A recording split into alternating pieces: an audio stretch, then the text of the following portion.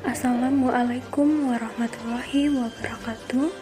Perkenalkan, saya Poppy Angelina, NIM 20211323 dari Prodi D3 Keperawatan. Di sini saya akan mempresentasikan demokrasi Indonesia untuk memenuhi tugas pendidikan Pancasila. Baik, saya akan menjelaskan makna demokrasi dan prinsip-prinsipnya. Kata demokrasi atau demokrasi dalam bahasa Inggris diadaptasi dari kata demokrate dalam bahasa Prancis pada abad ke-16. Namun, asal kata yang sebenarnya berasal dari bahasa Yunani, demokratia, yang diambil dari kata demos atau rakyat dan kata kratos atau memerintah. Demokrasi artinya adalah bentuk pemerintahan yang jika dibandingkan dengan monarki atau aristokrasi dijalankan oleh rakyat.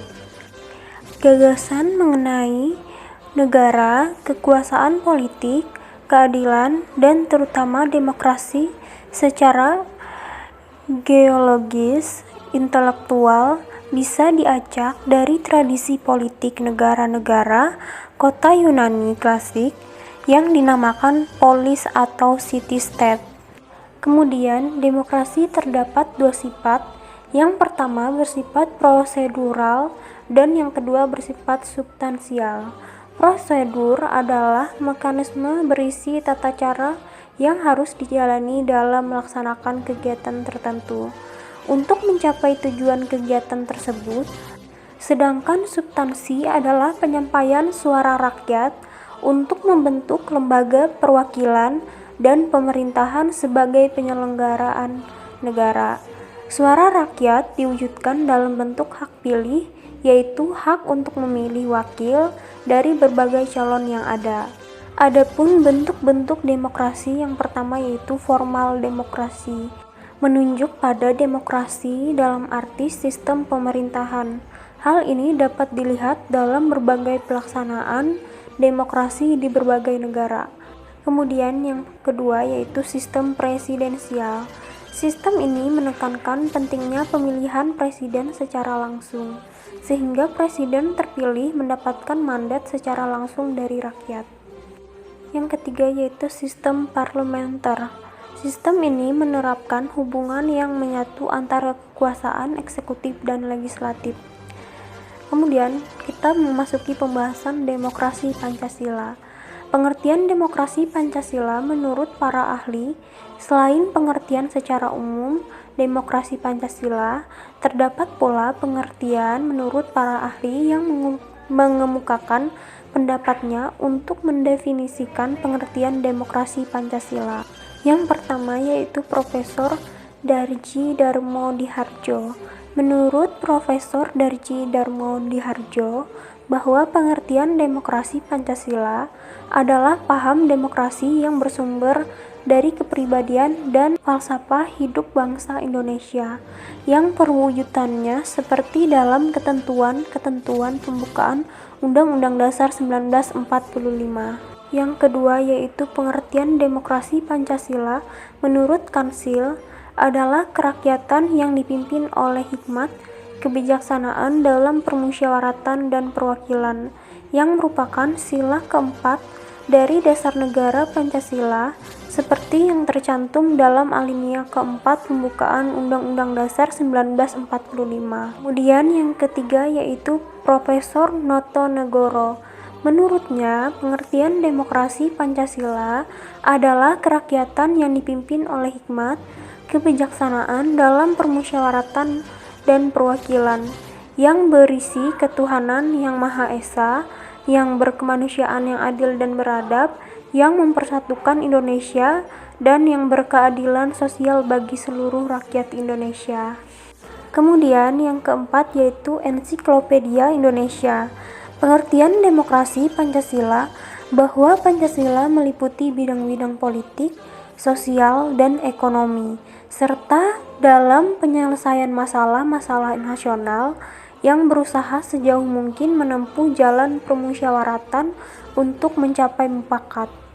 Adapun ciri-ciri demokrasi Pancasila yaitu ciri-ciri demokrasi Pancasila, prinsip yang terdapat dalam demokrasi Pancasila sedikit berbeda dengan prinsip demokrasi secara universal. Ciri-ciri demokrasi Pancasila adalah sebagai berikut. 1. Pemerintah berjalan sesuai dengan konstitusi. Yang kedua, terdapat pemilu secara berkesinambungan. Yang ketiga, adanya penghargaan atas hak asasi manusia dan perlindungan untuk hak minoritas. Yang keempat, merupakan kompetensi dari berbagai ide dan cara dalam menyelesaikan masalah. Yang kelima, yaitu ide yang terbaik akan diterima ketimbang dari suara terbanyak. Kemudian, isi pokok demokrasi Pancasila yaitu yang pertama yaitu pelaksanaan Undang-Undang Dasar 1945 dan penjabarannya dituangkan batang tubuh dan penjelasan Undang-Undang Dasar 1945. Yang kedua, menghargai dan melindungi HAM atau hak asasi manusia, pendidikan kewarganegaraan. Yang ketiga, pelaksanaan kehidupan ketatanegaraan berdasarkan dari kelembagaan. Yang keempat, sebagai sendi dari hukum yang dijelaskan dalam Undang-Undang Dasar 1945 yaitu negara hukum yang demokratis. Fungsi demokrasi Pancasila yang pertama yaitu menjamin keikutsertaan rakyat dalam kehidupan bernegara, seperti ikut mensukseskan pemilu, pembangunan, duduk dalam badan perwakilan atau permusyawaratan. Yang kedua, menjamin berdirinya negara Republik Indonesia. Yang ketiga, menjamin tetap tegaknya NKRI berdasarkan sistem konstitusional. Yang keempat, menjamin tetap tegaknya hukum yang berasal dari Pancasila. Yang kelima, menjamin adanya hubungan yang sama, serasi, dan seimbang mengenai lembaga negara. Yang keenam, menjamin pemerintahan yang bertanggung jawab. Adapun pelaksanaan demokrasi di Indonesia yaitu 1. Perkembangan demokrasi masa revolusi kemerdekaan.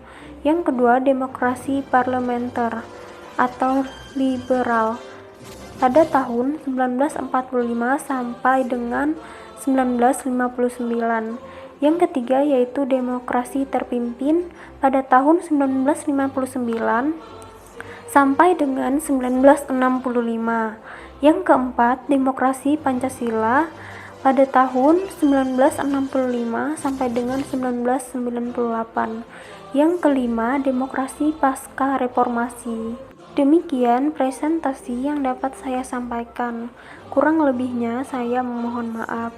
Akhir kata saya ucapkan wassalamualaikum warahmatullahi wabarakatuh.